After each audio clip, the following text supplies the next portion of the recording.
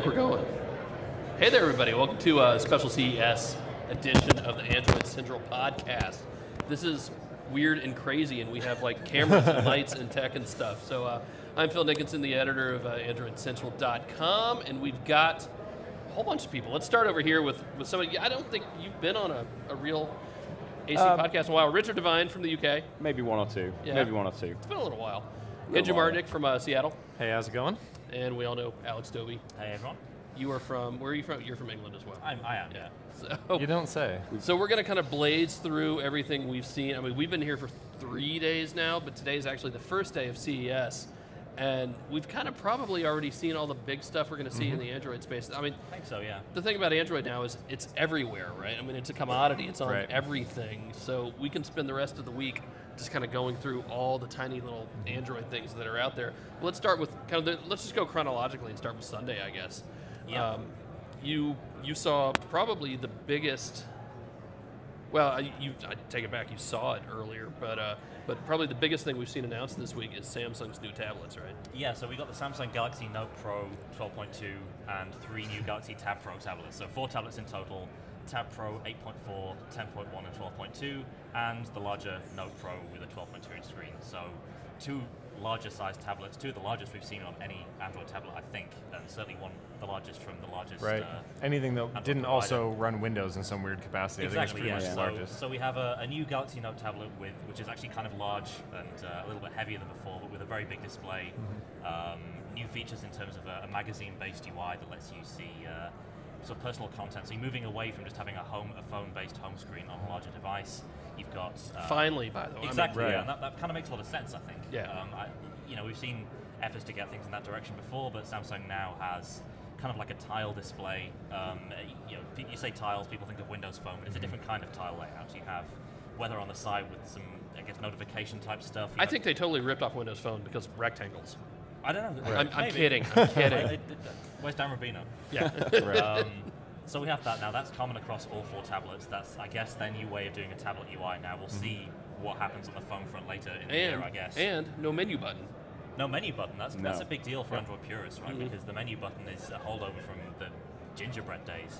And now we have a home button in the middle, we have a back button, and your task switching button. So that lets you jump into kind of a new task switching UI. It's easier to jump between things, and you could argue that makes much more sense on a large screen device or just any modern Android device, really. Yeah, the way you see multitasking pop up for, on a Nexus 10, for example, it's just 3/4 of the screen is just dead black space, and you just have these little cards. So it's nice to see they're actually doing something, that could actually make sense. When you get to 12 inches, you're usually used to a Windows type UI. So. And they're doing more with multitasking through multi-window as well. This is the split screen thing they've been doing ever since the original, the Galaxy Note 2 actually. Right. So we've got 4 apps on screen at a time now. You have a grid that you can rearrange and slide around, so you can have, 2x2 grid of stuff.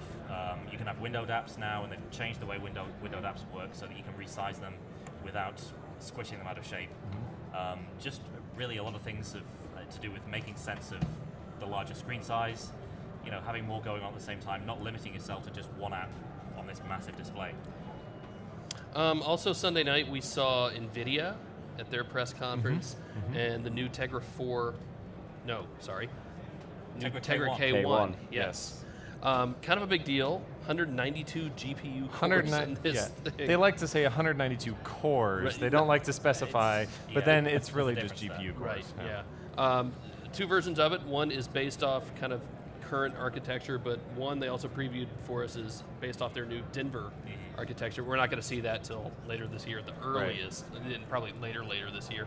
But what they're showing off of what it can actually do is pretty impressive. They had some, obviously, just tech demos at this point, ports of old games, but they're talking about the new Unreal Engine being built for the Tegra K1, which is really important. Obviously, they're targeting gamers, but they're showing off games that would take a high-end PC maybe 2 years ago, running on a tablet out to a larger display, and that's kind of a big deal when you talk about mobile gaming. You have something that we're talking about approaching PS3, Xbox 360 level graphics. Yep. And with the Unreal Engine 4, you're looking at an engine which is running on next gen consoles, PS4 level stuff. that same engine being targeted now at mobile devices, which is a very big deal. One of the demos they did was of a human head and a face, and they said, look, that's one of the toughest things to do a demonstration of, because we know what faces look like. It's obvious when something doesn't look right, but damn, it looked good. They kept talking about the crystals in the eyes, and you can see what they were talking about. In fact, I'm not actually here right now. I'm a Tegra K1 render. What else have we seen? So we got a bunch of new phones from Sony. Yes, absolutely. Well, we had 2 new phones from Sony. One is the Xperia, I should say Z1S, since we are here in the US. It is coming to T-Mobile. It is coming to T-Mobile, finally. You can say Z when you're here. Can I say Z? Yeah, sure. Okay, I'll say Z. So the Z1S is basically the same as the Z1 that we've had in Europe for a while. A few small design changes. It has a plastic frame, which makes it slightly lighter. You know, they were keen to reinforce that it was reinforced plastic. Yeah. You know, not necessarily a cheap substance, but it is lighter. Besides that, the phone that we still kind of know and love from last year. Snapdragon 800, 5-inch screen, a very, very nice 20.7 megapixel camera. Right, and the bump storage, of course. Of course, yeah, we have the storage to 32 gigs from 16. So a very, very similar phone. You probably wouldn't notice a difference unless you're very, very familiar with the old one. And that's what we like to see. We don't want, we don't want the carrier to take over and get a brand new device that's, completely different. Could be, the Z1 is a proven design, and when we reviewed it, we actually really liked it. No, it's good. So they've got that. There's also, for global markets, we have the Z1 Compact. Sony was saying they're not calling it the Mini because the Mini name has connotations of being lower spec. With a Compact, it is the same internals basically that's in the larger one, just in a smaller frame. So it's just been shrunken down. You're not dealing with lower end specs. It's effectively the same phone, just smaller. And actually, one thing they pointed out about that was they went to an IPS display in that one, and we looked at them side by side, and we've kind of knocked Sony phones before for having really bad viewing angles when you look at them off axis. The Z1 Compact is amazing. I mean, when you see an IPS display, you know that it's crystal clear, it's gapless, and you look at it from the side and it looks the exact same. For some reason, they're not doing that in the Z1S, but they're looking at it, and hopefully that they start to bring IPS into their other displays too. Nothing really new from LG this week in the phone space. No, not really. They did announce that the G Flex, which is that curved phone that you can flatten out and it'll spring right back. It's coming to T-Mobile, Sprint, and AT&T sometime this quarter. We don't quite know when yet. We don't know for waiting how much. For all the carriers have said that it's coming, but obviously they want to hold back and do their own thing. They don't want to have LG drop the ball for them. And they're not really showing the carrier versions of the phone yet. I played with it. It's an interesting device. It's it's big. It's over 5 inches with a 720p display, so the resolution's not all that great on it for a phone of that size. I think it really still stands as a tech demo, right? Yeah. They're saying. They're using to say we have the flexible battery, the flexible display, this self-healing back. It's maybe some of this stuff will come in lower capacities to other devices that make a little more sense to everybody. We did get to see the new Chrome base all-in-one desktop Chrome OS device. Right. It's pretty. It's not bad. Yeah, we've seen Chrome boxes before. You could just plug your own keyboard and mouse into, but having the all-in-one is like, for students or for libraries or kiosks, we're expecting this thing to just cost a couple $100, a few $100. It's got the same internals as a regular Chromebook, and I don't know. What do you think about the design? I mean, it's pretty much pretty uninspiring, but the resolution was a bit. I mean, it wasn't horrible. I could absolutely use it. I would prefer something a little higher, but. And they didn't have a price on that, did they? No, so no price. That's the big question. They could barely talk about the hardware specs inside, so they were really saying this is LG's first attempt at Chrome OS in general. They haven't even done a Chromebook, and so they're saying, we're really trying to take it slow on this, make sure that it's right, and Chrome OS is still a new thing overall. I want to move on to cars for a minute, because actually that's kind of big news on a couple fronts. One, going back to NVIDIA and Tegra, is they're really, really pushing to get their tech inside of cars. Some of the higher end cars you see, I've seen it, Cadillac in their Q, CUE in their Q, I would say devices, in their Q vehicles. Right. You have dashboards that change dynamically depending on what you're doing and what you want. Gauge clusters and everything. It's moving away from analog to all digital. That was one of NVIDIA's big demos. Was here you can choose, the display and what colors you want, what texture you want it to have, and pretty incredible stuff. I have to wonder, I was picturing somebody sitting in their car saying, no, I don't want that, no, I don't want that, and like sitting in their car for hours trying to figure out how they want their dashboard. They talked about doing it in a showroom where you would just have, configured out the door, but there's no reason why. I mean, it's just software. It could change after the fact. And of course, you could see, your showroom saying, oh, come back in for $100, we'll change your gauge cluster for you or something. But, NVIDIA just wants to get their foot in the door and have their chip in the car in the first place. Right. Probably the bigger news, though, and this was in the wee hours Sunday night, was Google announced the Open Automotive Alliance. And wee hours as in 12:01. Our time. Monday morning. Yes, busiest day of CES for us. And it's not. I mean, it's not that Android is necessarily powering everything behind the car. Right. And it's not going to look like an Android dashboard, and it's in the early hours. So I'm kind of hesitant. Because anytime we hear Android open anything... Right. Well, we know Open Handset Alliance, which is bringing Android to all these different OEMs. And that's important. And this is supposed to be kind of a compatibility layer, I guess you could say, is not just having Android in the head unit, but saying even if you have a lower-end stereo or something, it's going to work when you hook up the Bluetooth. You're going to be able to get your calls. You're going to be able to get streaming, and they're saying that they're going to start rolling this out by the end of 2014 with GM, Audi. You can't buy a new car today without it working with an iOS device, and that's awesome. But I can't get into my wife's car, plug in my phone, and be able to flip through tracks or listen to music at all. And if it works with maybe your Samsung phone, it's not going to work with your HTC phone. And that's going to kind of have to come from the OEMs of the phones, too. I mean, there's so many different variables there that you just don't know what the heck could be all my the only components. hesitation is because when I hear Android anything Alliance, I think of the Update Alliance, which just went nowhere. Right. So we will see. But that said, I mean, updates have grown in leaps and bounds since then. So we can make fun of it all we want. But I had a nice meeting with Motorola this morning talking about the witchcraft that they've been able to do to get updates onto their phone, within weeks of major releases. And the fact is, they're saying this is truly open. Anybody can come and join. Whether it's car makers, device makers, software makers, it doesn't matter. They'll let anybody join, and it's just the fact that they're thinking about this is really what's important, rather than thinking about their own interests. To try to get people locked in. GM is saying, GM makes a whole bunch of cars, and they're saying that they want Android compatibility. Yeah, unlike the Open Handset Alliance, it'll be a while before we see solid results from this, before we see what this eventually leads to. So it's going to be the long term. It's a bunch of big partners, at least, to come out of the gate with and launch. GM, Audi. So they're not necessarily going to be in everybody's car, but we're going to see something. I mean, everybody here has got there's cars all over the place. There's Audis, BMWs, and even Samsung's got a BMW i3, and they're hooking in with the Galaxy Gear, and everybody, the car seems to be like the next playground for all these guys. They want to get in. Definitely. They're on your phone, they're on your tablet, and they want to be in your car next. So, long before any of us even arrived in Vegas, we all heard about this is going to be the show of the wearable. Wearable, whatever, and whether it's watches, whether it's something on your face. And sitting here looking, and the guys in the chat noticed, we're all sitting here wearing Pebbles.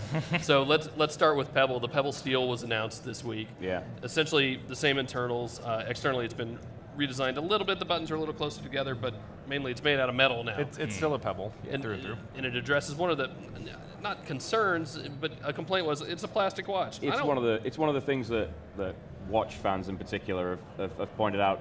Not necessarily just about the Pebble, but about the current generation of smartwatches. I like nice watches.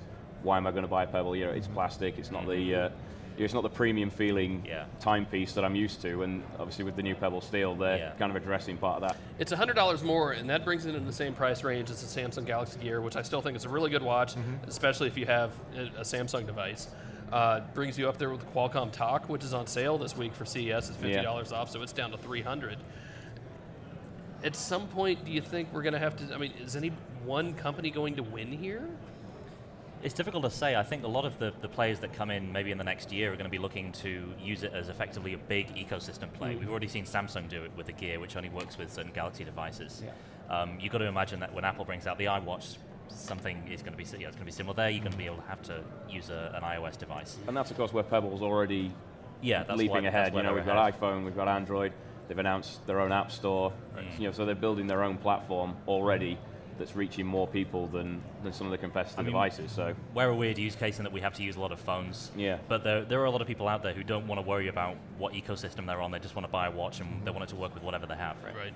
I'm kind of excited to see the Talk, which still isn't supposed to be like a huge consumer device, but seeing it drop down $50 at least, and you can get all these on sale from time to time too. And they were kind of pitching the Talk as other OEMs using it as a reference device, so you could see something that's a little thinner and lighter, but has, you know, with the Mirasol display. Still has a That's the Mirasol big display. deal, yeah. I mean, it's a tech demo for Mirasol, but you could see it come down to a smaller form factor like the Pebble that's not, you know, so large and ungainly, and you know, come down in price at the same time when they, you know, plan to sell, you know, a couple 100,000 of them instead of, you know, a couple thousand. I don't think I would not recommend any of those 3 major watches.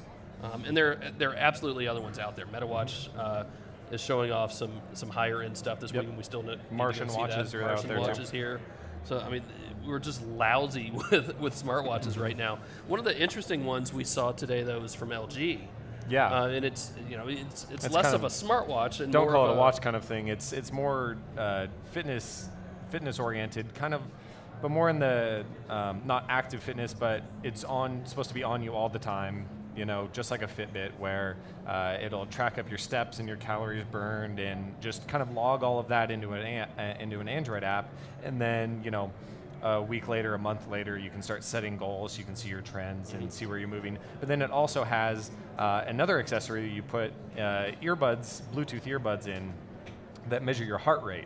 So then when you are working out, it'll give you updates about your status of your workout through your ears, and then, you know, you get accurate heart rate information too.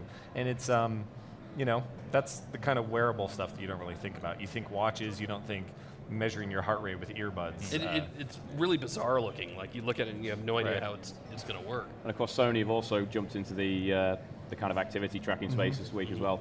Okay, they're not launched anything. We're going to hear about it at Mobile World Congress in Barcelona apparently, but they've got this little dongle they call the Core. It goes into just a wristband accessory at the moment, but they were talking about other form factors, so necklaces, you know, literally anything. They've got a bunch of kind of fashion designer type people on board as well to make them look.